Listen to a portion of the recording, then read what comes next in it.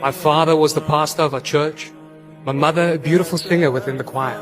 From a very young age, I've been nurtured by the names of the prophets, from Abraham and his sons to Noah upon his ship, Moses with his remarkable courage to guide his people to safety. It was from this very young age that I was met with a burning desire to follow in my father's footsteps, to become a religious leader. And so, I dedicated myself to this cause, and I soon acquired a platform upon which I could share my passion for God. And as my independence grew, religious freedom took hold. I started asking questions to my religious leaders, which were often left unanswered. It was during this time that my mother also started reading more regarding Islam, and she eventually embraced Islam. What happened upon her journey is that she wanted to write an article for a local magazine regarding Hajj. And so she approached a Muslim man to write this article for her. So she took it upon herself to start composing this article. And as she studied more regarding Islam, she fell in love with this beautiful religion. But I still remember during this time that whenever we would have youth group and we would do praise and worship in our house, I would turn up the music just a little bit louder to try and call it back to Christianity.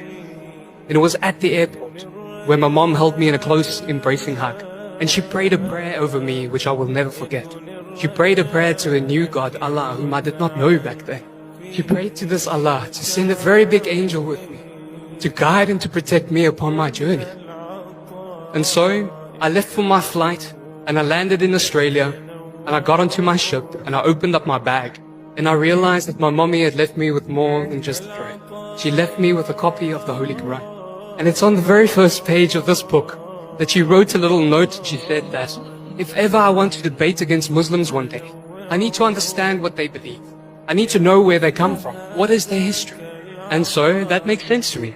And with the love that I have for my mom within my heart, I dedicated myself to reading at least one page every evening.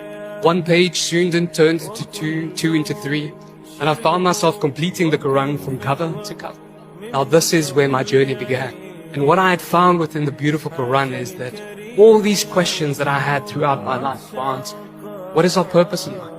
Why is there evil within this world? Does God truly exist, objectively, rationally? It was as if I've been reading a new revelation, as all these truths came to me and inspired within me the ability to wholeheartedly make my kalim and say that La ilaha illallah Muhammad Rasulullah, that there is no God worthy of worship except for Allah subhanahu wa ta'ala, and that Muhammad, peace be upon him, is his messenger.